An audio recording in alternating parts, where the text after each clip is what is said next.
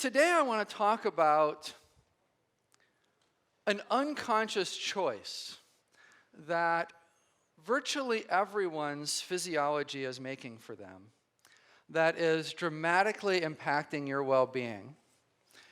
I want to talk about a couple of options you have once you realize that. Once you no longer have this unconscious choice that you're sort of a victim to, what you can do about it, in other words. And then I want to talk about how that relates to transformative technology and to the landscape of transformative technologies. You may have heard me say this in past years. I like to use this analogy. Imagine for a minute that you're eating outside and that you toss a crumb to a bird. What does the bird do with the crumb? Does it, sort of peck at the crumb and just kind of savor the crumb? It's like, oh my God, this crumb is so awesome. These humans are so good to us, right? It doesn't, right? Nobody's ever really seen a bird do that, right? What does a bird do? It pecks at the crumb, and then it immediately starts looking around for what might be about to kill it, right? And when it's convinced that it's safe to peck at the crumb again, it takes another peck at the next crumb, right? And then what does it do? Immediately start looking around again, right? To figure out what might kill it. I was having dinner with a friend of mine, Eric Owens, the other night, and he said since he heard this analogy, he's in the crowd right there, he started paying attention to the bird in his house, and he realized even though the bird in his house has lived an incredibly safe life, its entire life, it still eats the exact same way. It pecks at the seed or whatever he feeds it, and then it starts looking around for what might get it until it feels safe again. So even an animal that's in a completely safe environment has the same behavior. What don't we like to think about ourselves? Yeah, we're animals, exactly. Just like every other animal, we have this core survival instinct. And who knows when it actually comes in? It could be when there's just a couple of cells that comprise us, or it could be later. Science certainly hasn't settled that yet, but we absolutely know that from our earliest days, there is this quest, there is this deep part of us that overrides everything else, and it's all about survival. So let me ask, who here has a goal? Who here has more than one goal? Why? Why do you have a goal? I'm serious, think about it for a minute. Why? Why do you have any goals? I suggest that you have a goal because something in this moment feels like it's missing. Feels like there's a missing piece in this case, in this diagram, in this bridge to the goal, right? It feels like something is not quite right in this moment. Does that sound at all like a bird feeding on a little crumb, right? It also thinks in this moment something is not quite right. So this is related to your desire to survive, to this innate goal to survive that you've had since, who knows when. Shortly after conception or a little bit longer or whatever. But it's your survival instinct. It's your survival instinct that is the reason that you have goals. A long time ago, when you looked like this, I'm sure some of you liked your baths, right? I probably looked like this, so that's why I picked this. Right? A long time ago, you had a learning system inside you. And I think it's important to consider that really as humans and as animals, we're primarily just biological learning systems. Right? And so we have these different ways that we learn biologically. And one way that we learn biologically was made very famous by the Russian psychologist Pavlov. Everybody's here has heard of Pavlov's dog? Is there anybody here that hasn't heard of?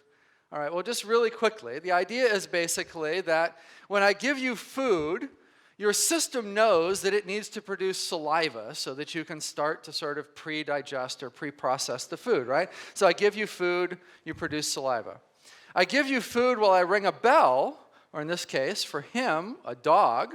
He gives a dog food while he rings a bell. And what happens? After a while, all he has to do is ring the bell, and the dog starts salivating because the dog is associated, oh, when there's a bell, I'm going to get food. I better start salivating, right? Now, if you keep ringing the bell and you don't give the dog any food, what happens? It stops salivating. It realizes, man, I had that wrong. Turns out that bell had nothing to do with that food. I don't know why I was salivating all over the place at that bell, right? So this learning system is our most innate learning system in all probability. It's the thing that basically we all have. And so prior to a certain age, that was a learning system that was in force when you were young. Somewhere, and scientists disagree about this, but somewhere around, say, age 2 or 3, or it could even be age 1 to 3, again, there's debate about this, a different type of memory comes online in your system, and it's called episodic memory. And what that simply means is life memory, right? So it's the story of you, basically. The story of you starts to appear. And when the story of you starts to appear, a different type of learning becomes possible for you at that point. And if you think about it, that just makes perfect sense. Well, what happened to you at age 3? What was going on in your life at age 3? Were you worried about your marriage? Probably not. Kids? No, probably not, right? Getting into the right college? Probably not. Your job, your career? No. You were worried about whether or not mom was going to make you take a bath? Probably.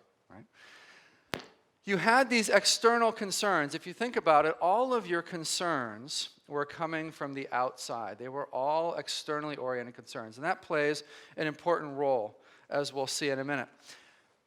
At this age, because there's not really that much going on, this new learning system and its version of a problem solver, right? How do I avoid the bath? Or whatever it is back then, right? But this problem solver that's trying to keep you alive in every moment, it's bound very, very tightly to your survival system. And that gets wired in really deep, really young. And it affects everybody, all of us, to this day.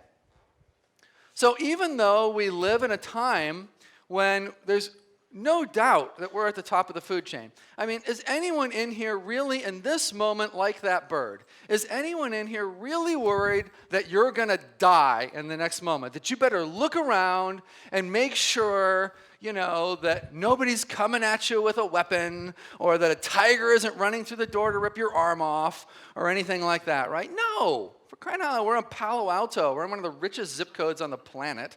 I'm not even sure I bothered to lock my car out there because it's just so incredibly safe here, right? And so as humans, this is our modern environment. Our modern environment is a fundamentally very, very safe environment. We live very safe lives. So why is it, if we live such safe lives, that if our boss comes to us and says, "You're fired," and by the way, I'm going to make sure you never, ever work in this industry again, and it's going to be on TV. This is a major TV show. You're so totally screwed. Your career is completely over. Why does it feel like a tiger is ripping our arm off? When our spouse comes home and says, "You know what? I'm leaving you, and I'm taking the kid and every last penny." Why does it feel like a tiger is ripping our arm off, right? Why does it feel like that's a life-threatening thing?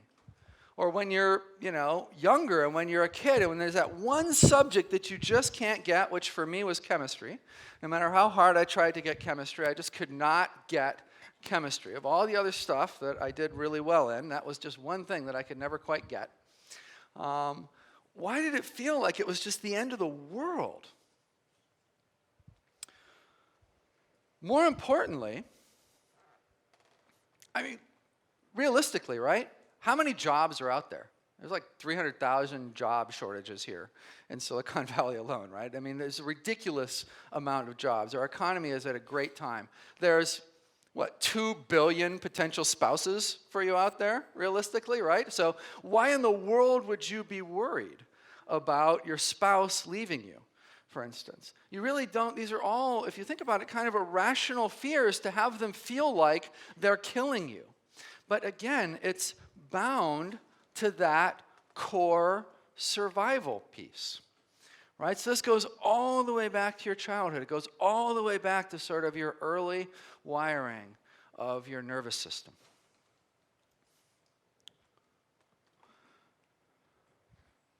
Okay, next question.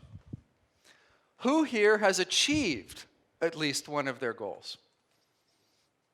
The venture capitalists in the room might want to look around for who not to invest in at this point. Who's achieved more than one of their goals? Right? I hope everyone in here has achieved at least one goal. If not, you might want to be in the vendor area upstairs with some of the stress-relieving things and performance-enhancing things and whatnot, right? So, what happens when you successfully achieve a goal? Are you at peace from that moment on? Is that it? Boom, goal checked off, done. Life is awesome. I'm just going to go sit on my porch, enjoy life from now on. It's all fantastic. No, right? You have a brief period of relief, but then what happens? Your mind immediately says, wait a minute, what might be about to kill me, right? Your mind immediately says the next thing that you need in order to try to solve that fundamental discontentment that you're experiencing in the present moment. Some people, that's a very large amount of fundamental discontentment. For some people, that's a very small amount of fundamental discontentment, but humans all have it. It's that survival instinct. It's our body saying to us, you know what? Better be alert. That tiger might rip your arm off any minute, right? And so we've got these goals that are increasingly trying to make us safe. But what do we know about these goals? First of all, they're all external goals, right? So we think to ourselves, geez, you know, the first 2 Teslas didn't do it, but the Model 3 is looking pretty good. I bet you that's the thing that's going to finally get rid of this fundamental discontentment. I just got to get on the waiting list for the Model 3 and get myself a Model 3 right when it comes out. And then my life's going to be great, right? Or it's the right house, or it's the right spouse, or it's the right kids, or it's the right education, or it's the right career, or whatever it is. Again, the system looking externally, right? Because when you were a little kid, where were the threats coming from? They were all coming external. So this deep wiring inside you, it's geared you to just constantly sort of try to guess and figure out what's the thing that can solve this sense that something is wrong right now. Well, that's what I mean when I say that there's an unconscious choice that's driving your life and driving everyone's life. And it's not your fault. There was nothing that you could do about it. It was wired in by nature since you were a little kid, right? But now you get it. Now you realize, you're sitting there thinking to yourself, crap, he's right. I think he might be right about this, right? What do I do about this, right? So now you've completed step 1, essentially. Step 1 in the process is to just realize, okay, this is a thing. There is this unconscious choice that's being made by my nervous system right now. Now that I think about it, it hasn't really served me that great in terms of having massive amounts of well-being and feeling super great and whatnot over the course of my life. So what can I do about it? Well, you basically have 3 choices. The first choice, which is the red door, that I hope you won't pick, is that you can just continue to be a slave to this part of your nervous system, right? You can just continue to be a slave to this unconscious choice. And you can just keep living your life. You know what? Maybe the Model 3 will do it for you, right? I mean, who knows, right? Maybe you'll be one of those lucky few that, Elon solves all of your life problems. Or you can say to yourself, you know what? This is just the way it is. This is just the fundamental wiring of a human being. There's nothing that I can do about this. How do I best manage this process? How do I get the most purpose and joy and well-being and all of that out of my life, knowing that this is the case? Or, third, you can solve it. You can actually get that fundamental sense of discontentment to go away. It's possible. That's what I research. I've researched that and people who experience that for 13 or so years now at this point. And we've produced it in like 1,000 people or so with our experimental protocol. So I know it can be done. So you've got 3 choices. I hope that choice 2 or 3 will be one of the ones that you're attracted to, and not the first one, now that you have sort of a picture of what's going on. So let's talk about choice 2 for a minute. Choice 2 has actually been solved, kind of. There's an enormous amount of information out there about how to deal with this issue. The entire field of positive psychology since the late 90s, when Marty Seligman took over the APA and made it an initiative for psychological research, started to sort of boil it down. So, great news. All you have to do is this. No, I'm just kidding. This is an early model, right? And they refined it down, and they refined it down, and they finally got it to be pretty simple. So they've just sort of identified these key areas of your life. If you can just tend to these key areas of your life, and by the way, they've got methods for all of these areas of your life. They've got ways to measure accurately all of these areas of your life. They have produced science, and the positive psychology movement within the academy has produced a phenomenal set of tools for you to use in managing this process. Interestingly, almost no one uses them. Why do you suppose that is? Because the Model 3 is going to solve it for me, right? I don't have to go through all this trouble. I don't have to do all this work. I'm like one new house away, right? And so when you're these poor positive psychology people, and you're trying to convince people, you know what, you should really work on your gratitude, and you should really work on your relationships, and all that sounds like a lot of work compared to just having to work harder to buy a new house, right? Or having to switch spouses, or get another degree, or whatever else, right? People are thinking in that false solution orientation, and it keeps them running on a treadmill of really ultimate failure in terms of their overall potential for how much well-being they can have in their life. In reality, what they should be doing is stuff like this. So you can totally choose the managing direction. I think the managing direction is great. I'm not up here saying you go this way, you go that way. I'm giving you options here today. And I'm telling you, positive psychology has nailed it at this point. They have a lot of great stuff for you. If you think about it, what we're really talking about comes from Abraham Maslow, world-famous psychologist, former head of the APA, died June 6, I think, 1970, 6 days before I was born. So you can, those of you who believe in reincarnation, you can.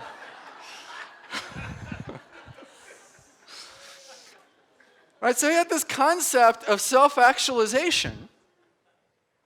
And self-actualization was basically you being the best you that you possibly can be. You as an individual. You being the best you that you possibly can be. Great concept, great research, a really, really great career. Okay, what about door number 3? The thing that I spend my time researching, the thing that I'm excited about, but again, I'm not selling you one way or the other on this.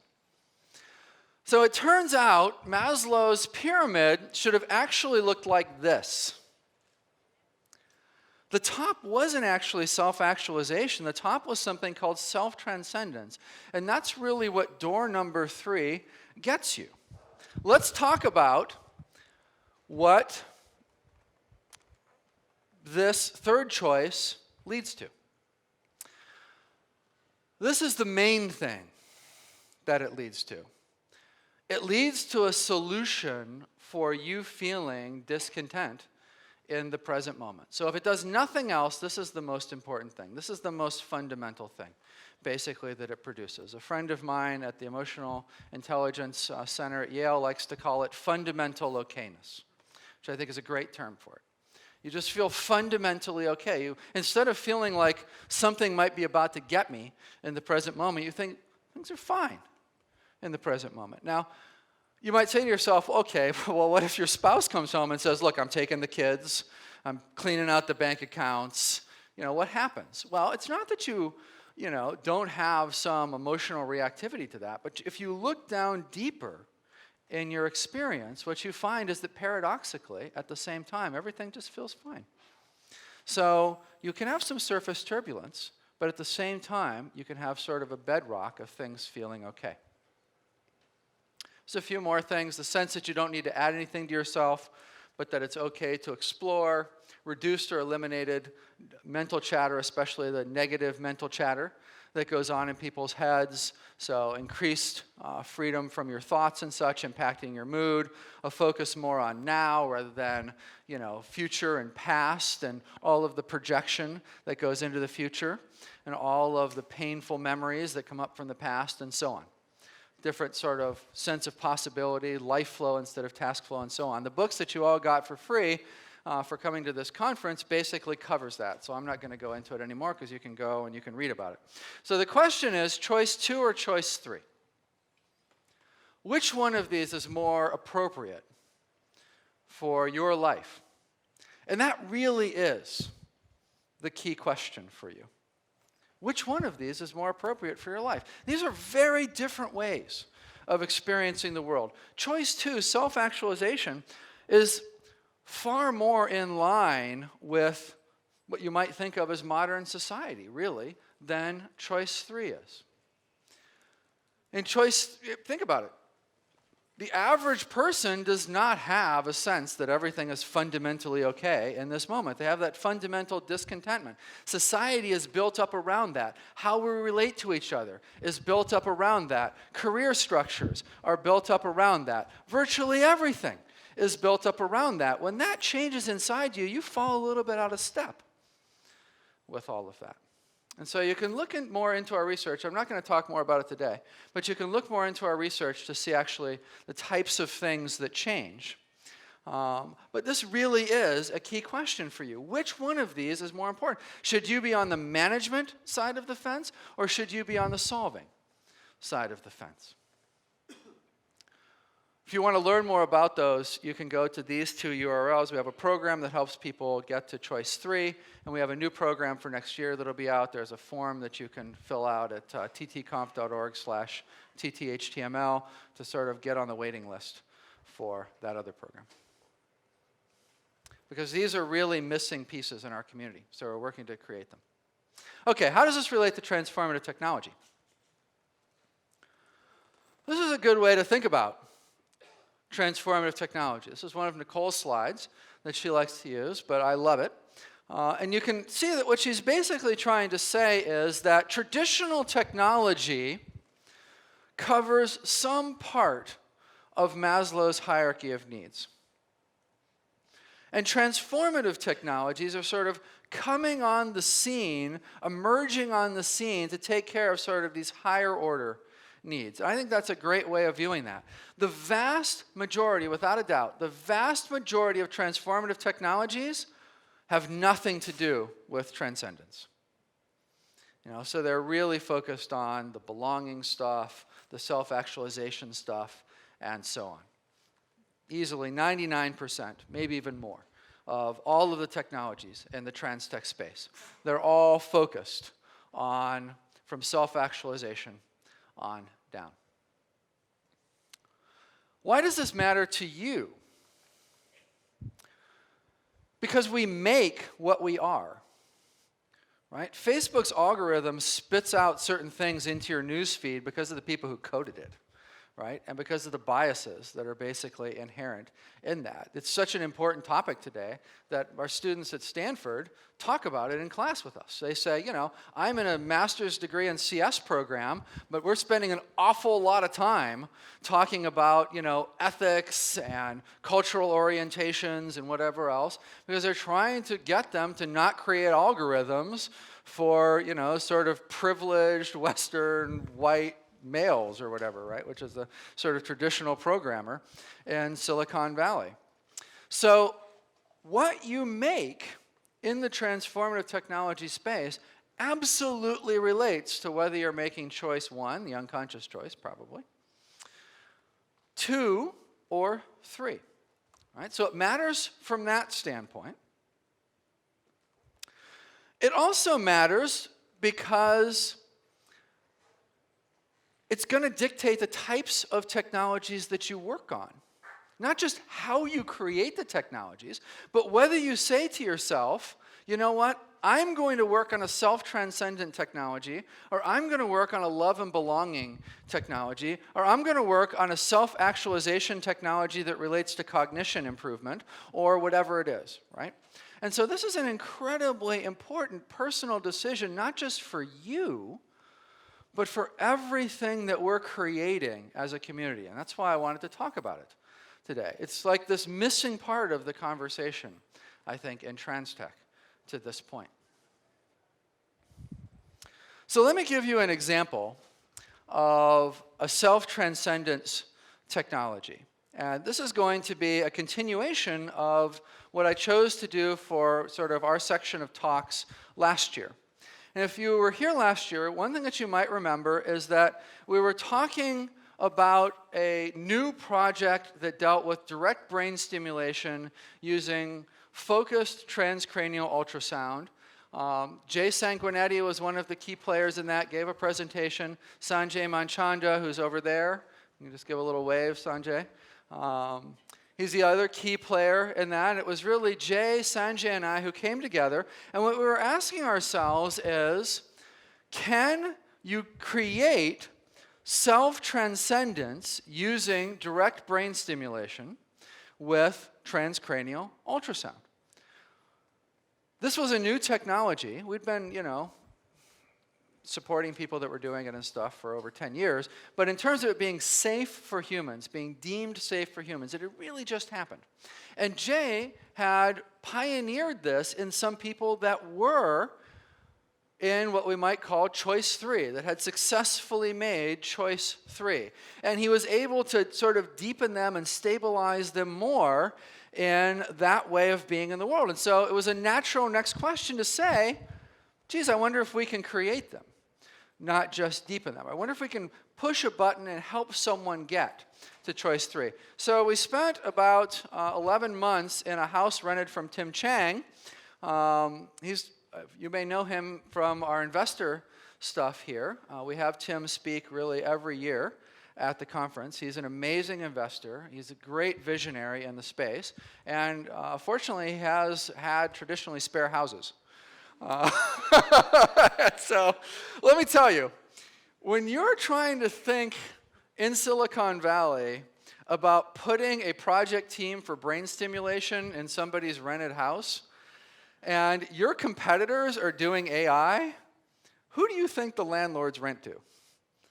Not the people zapping brains, right? I mean, you know, they see you coming with your giant transducer that you're going to stick on somebody's head, and they're like, all right, that looks like a lot of liability, guys. You know, I'm definitely not going to rent to you. Not when I've got 60 other AI companies that all want to rent my house and make it a startup house. And so Tim very generously said, well, I've got a spare house. You guys can rent my house. You know, I'm going to sell it next year, but you only need it for a year anyway. So we took over his house, and we converted this library into a lab.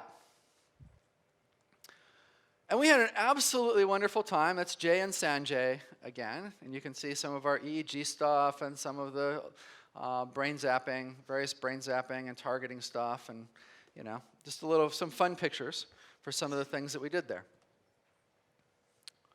And what we learned over the course of that 11 months was actually that you can use this technology to create self-transcendence, if you will. What I would call fundamental well-being, or someone successfully making choice 3.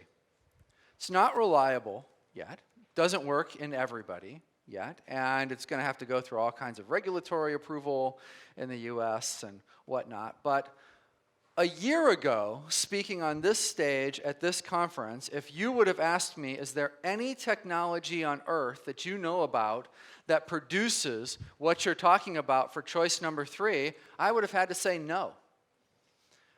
And we looked through it all for years and years and years and years and years.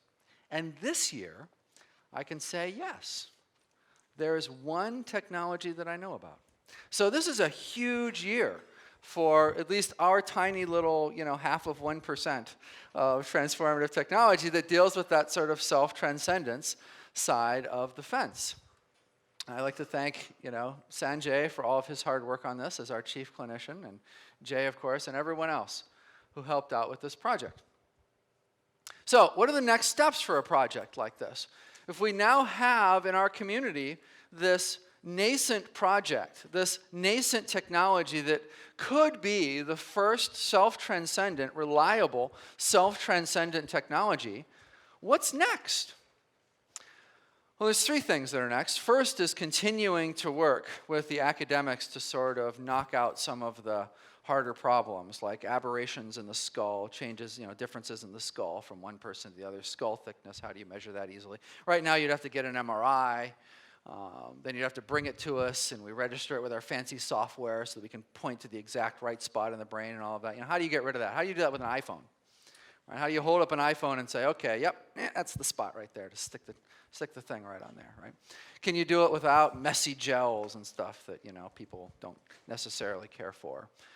So there's a lot of work that needs to be done that makes no sense to be done in a commercial environment that can really be banged out by the academic people. So it's, 1, continuing to work for a project like this with academic partners, and there's all kinds of academic work. This is a technology that, although we're using it for self-transcendent stuff, we're using it for choice 3, it's going to be used for thousands of things over the next 5 to 10 years. I mean, just right now, the low-hanging fruit is being ticked off: epilepsy, Parkinson's, waking people up from strokes, solving addiction, just all sorts of stuff.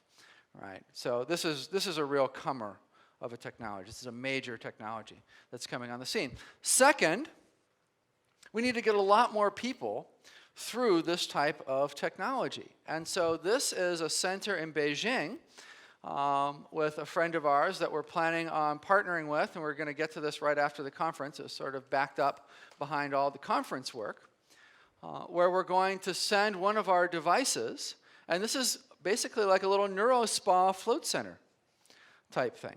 And so this is going to allow more throughput, allow more sort of average person experience and feedback. And you can just sort of start to get your feet more wet with this type of technology now that we know that it works, we're comfortable with its safety profile, all of that.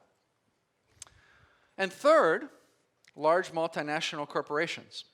Why? Because they have all the patents in this space, right? And so although we can mess around a little bit in Beijing with something like this, and you can mess around with it on an academic side trying to, improve the last few pieces of the puzzle, fundamentally for a technology like this, it's going to be the big technology giants that have the patent space, that have the R&D capability, that have the distribution capability, that understand how to go B2B and B2C with it and whatnot, that are actually going to put it out there. And so this coming year for this project, those are the 3 directions. And I think you could say any similar type of project is probably going to have those same types of directions that it's going to go in. Okay, so I just wanted to give you an overview of these different options, of these different ways of thinking about transformative technology, right? Because up to this point, I think, when we wander around here and we look at the various things and whatnot, trans-tech seems kind of monolithic. It sort of seems like it's just this one thing. But it's really not just this one thing. It's really a technology that supports human well-being in 2 very different ways. Some on this managing side of the fence, some from this managing type of perspective, which is a totally legitimate choice for your life, and some from this solving type of perspective. It makes feel like the weight of the world is just lifted off of your shoulders, solves all of the meaning and purpose and all of those problems sort of once and for all. It's an amazing thing, but the trade-off is it's like a little out of phase with the rest of life and with the rest of society, and it takes a certain degree of integration work and expertise and whatnot. Okay. Thanks a lot.